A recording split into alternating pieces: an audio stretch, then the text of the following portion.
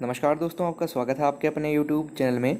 Himachal Pradesh latest updates जुलाई 2021 GOIT 817 typing test और BEd entrance test एक ही दिन।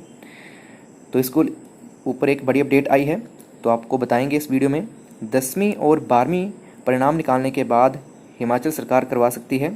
तो क्या करवा सकती है हिमाचल सरकार, पूरी जानकारी आपको बताएंगे इस वीडियो में।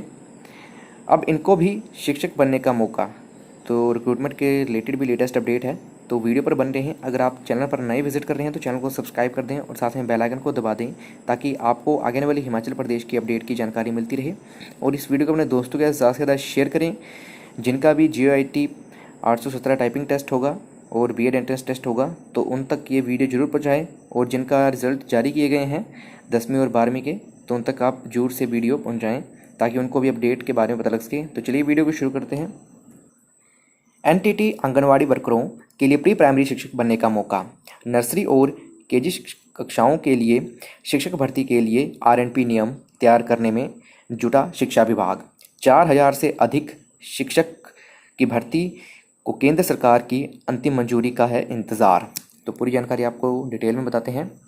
नर्सरी टीचर ट्रेनिंग करने वालों के साथ आंगनवाड़ी वर्करों के लिए भी प्री प्राइमरी शिक्षक बनने का मौका मिलने वाला है। नर्सरी और केजी कक्षा के लिए शिक्षक भर्ती के लिए विभाग के अधिकारी RNP नियम बनाने में जुट गए हैं। प्री प्राइमरी स्कूलों में 4000 से अधिक शिक्षकों की भर्ती के लिए केंद्र सरकार की अंतिम मंजूरी मिलने का इंतज़ार है। अप्रैल में प्रारंभिक शिक्षा निदेशालय ने प्री प्राइमरी स्कूलों में शिक्षक भर्ती के लिए नर्सरी टीचर ट्रेनिंग NTT अनिवार्य करने का प्रस्ताव भेजा था। NTT कर चुकी महिलाएं लंबे समय से उन्हें इन स्कूलों में नियुक्ति देने की मांग कर रही है। उधर आंगनवाड़ी वर्कर भी नियुक्ति की मांग को लेकर संघर्षरत हैं। दोनों संगठनों ने विधानसभा के बजट सत्र के दौरान प्रदर्शन भी किए थे। ऐसे में सरकार ने विभागीय अधिकारियों पर मामले पर दोबारा विचार करने के लिए कहा था। अब नए सिरे से बन रहे प्रस्ताव में नर्सरी टीचर ट्रेनिंग करने वालों के साथ आंगनवाड़ी वर्करों को भी भर्ती में शामिल किया जा रहा है। कितने पद किस श्रेणी के लिए दिए जाएंगे, इसको लेकर मंथन जारी है। मंत्रिमंडल की बैठक में भी ये प्रस्ताव लाया जाना है। विभागीय अधिकारियों की ओर से तैयार प्रस्ताव में 10 विद्यार्थियों से अधिक संख्या वाले स्कूलों में शिक्षक भर्ती करने, शिक्षकों के लिए आयु सीमा 18 से 45 वर्ष तय करने की सिफारिश भी की गई है। 2 परीक्षाएं एक ही दिन में होने से बड़ी दिक्कत। GO का टाइपिंग टेस्ट और बीएड की प्रवेश परीक्षा 21 अगस्त को। पूरी जानकारी डिटेल में बताते हैं आपको। GO का टाइपिंग टेस्ट और बीएड प्रवेश परीक्षा एक ही दिन 21 अगस्त 2021 को होने से परीक्षार्थी असमंजस में हैं। उन्हें यह चिंता सताई जा रही है कि कौन की परीक्षा दे और किसे छोड़े। युवाओं ने सरकार से आग्रह किया है कि विद्यार्थियों के भविष्य को ध्यान में रखते हुए दोनों में से किसी एक की तारीख में परिवर्तन किया जाए, ताकि सभी विद्यार्थी अपने भविष्य की ओर अग्रसर हो सकें। जोगिंद्रनगर से शुभम ठाकुर और अन्य कैंडिडेट्स हैं ने कहा कि उन्होंने हाल ही में HPSSB हमीरपुर की GO की परीक्षा उत्तीर्ण की है। इसका टाइपिंग टेस्ट 21 अगस्त को है। अब 21 अगस्त को बीएड प्रवेश परीक्षा भी घोषित कर दी गई है। अब वे दोनों परीक्षाओं को एक ही समय में नहीं दे सकते। सभी विद्यार्थियों ने विश्वविद्यालय प्रशासन और HPSSB हमीरपुर से आग्रह किया है कि वे विद्यार्थियों के भविष्य को ध्यान में रखते परीक्षाओं की तिथि में फेरबदल कर राहत प्रदान करें। उन्होंने मुख्यमंत्री जयराम ठाकुर से भी आग्रह किया है कि दोनों परीक्षाओं में से किसी एक परीक्षा की तारीख को बदल दिया जाए, ताकि वे दोनों परीक्षाएं दे सकें। तो परीक्षार्थियों ने उठाई एक परीक्षा की तिथि बदलने की मांग। तो अब देखते हैं क्या अपडेट आती है विश्वविद्यालय की तरफ से और HPSSB हमीरपुर की तरफ से। तो उसकी अपडेट की जानकारी भी आपको हमारे चैनल के ऊपर मिल जाएगी, तो चैनल को सब्सक्राइब कर रखें। तो अब 12th और 10th रिजल्ट के बारे में जो अपडेट आई है उसके बारे में बताते हैं आपको। 12वीं कक्षा के परिणाम की जांच करवा सकती है हिमाचल सरकार।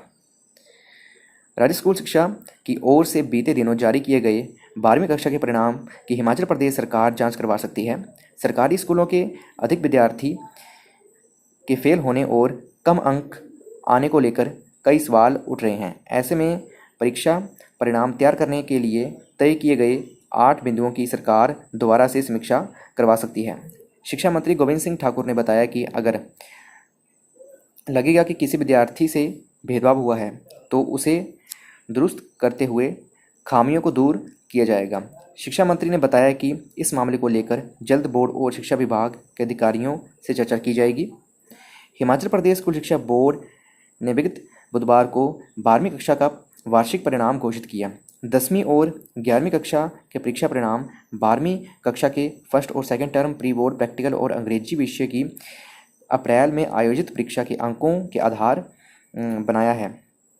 कोरोना महामारी के चलते इस बार बिना वार्षिक परीक्षाएं लिए घोषित रिजल्ट 92.77% रहा। 12वीं की बोर्ड परीक्षा में साइंस, कॉमर्स और आर्ट्स तीनों संख्याएं के लिए यहाँ पे परीक्षार्थी इतने टोटल रहे हैं और जिसमें से 93,438 परीक्षार्थी उत्तीर्ण हुए हैं और 702 परीक्षार्थियों को कंपार्टमेंट आई है, जबकि 5,221 फेल हुए हैं।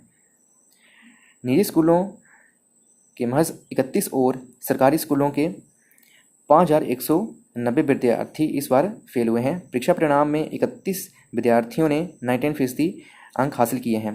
3.64% के 90 से 100% के बीच अंक हैं। 90 से 100% अंक पाने वाले में सरकारी स्कूलों से 160 छात्र जबकि 459 छात्राएं शामिल हैं। वहीं निजी स्कूलों से 1123 छात्र और 1931 छात्राएं हैं। इससे पहले वर्ष 2020 में 12वीं कक्षा का परीक्षा परिणाम 76.07% रहा था। वर्ष 2019 में परीक्षा परिणाम 62.1% रहा था। सरकारी स्कूलों का परीक्षा परिणाम बोर्ड के मापदंड पर रखा नहीं उतरा है, जबकि निजी स्कूलों ने इसमें बाजी मारी है। ऐसे में इसको लेकर कई सवाल उठ रहे हैं।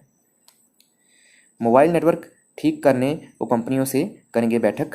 तो शिक्षा मंत्री गोविंद सिंह ठाकुर जी ने बताया है ये कि जो मोबाइल नेटवर्क सही नहीं होने के चलते विद्यार्थियों की ऑनलाइन पढ़ाई प्रभावित होने की शिकायतें मिली हैं। इस समस्या को दूर करने के लिए जल्द सभी टेलीकॉम कंपनियों के प्रतिनिधियों के साथ बैठक की जाएगी। शिक्षा बोर्ड के परिणाम को कोर्ट में चुनौती देने वाले 10वीं के छात्र ने हासिल किए 100% अंक। तो हिमाचल प्रदेश स्कूल शिक्षा बोर्ड के 10वीं कक्षा के परिणाम घोषित करने के फार्मूले को हाई कोर्ट में चुनौती देने वाले छात्र ने अब 100% अंक हासिल किए हैं। छात्र ने 12 जुलाई 2021 को बोर्ड की ओर से ली गई विशेष परीक्षा में भी अच्छा स्कोर किया है, जिसमें के चलते उसने हिंदी विषय में भी 100% अंक हासिल किए हैं। अगर छात्र बोर्ड के फॉर्मूले को कोर्ट में चुनौती न देता और वे 100% अंक हासिल करने से वंचित रह जाता। जानकारी के अनुसार हमीरपुर जिला का एक छात्र 10वीं कक्षा की परीक्षा के दौरान कोरोना संक्रमित हो गया था। इसके चलते उसे परीक्षा हॉल में बैठने की अनुमति नहीं मिली। इस दौरान छात्र ने PPE किट पहनकर परीक्षा देने की भी बात कही, लेकिन परीक्षा केंद्र संचालन ने अन्य विद्यार्थियों की सेहत का हवाला देते हुए उसे परीक्षा से वंचित रखा। इसके बाद छात्र ने स्कूल शिक्षा बोर्ड के परीक्षा परिणाम घोषित करने के फॉर्मूले पर अपनी असंतुष्टि जताई थी और हाई कोर्ट में याचिका दायर कर दी थी। छात्र का तर्क था कि इस फॉर्मूले के कारण परीक्षा के लिए कड़ी मेहनत करने वाले विद्यार्थियों को सीधे 31 अंकों का नुकसान हो रहा था, जिसके चलते बोर्ड को निर्धारित समय पर परीक्षा परिणाम घोषित करने में दिक्कत पेश की गई थी और दिक्कत भी आई थी बोर्ड को। वहीं शिक्षा बोर्ड ने परीक्षा के दौरान कोरोना पॉजिटिव छात्रों के लिए 12 जुलाई को विशेष परीक्षा का आयोजन किया था, जिसमें याचिका दायर करने वाले छात्र ने भी अपनी उपस्थिति दर्ज करवाई थी। अब स्कूल शिक्षा बोर्ड की ओर से घोषित परिणाम में छात्र ने सभी विषयों में 100% अंक हासिल किए हैं। इसके चलते वह छात्र भी 700 में 700 अंक लेने वाले होनहार में शामिल हो गया है। जय हिंद, जय हिमाचल।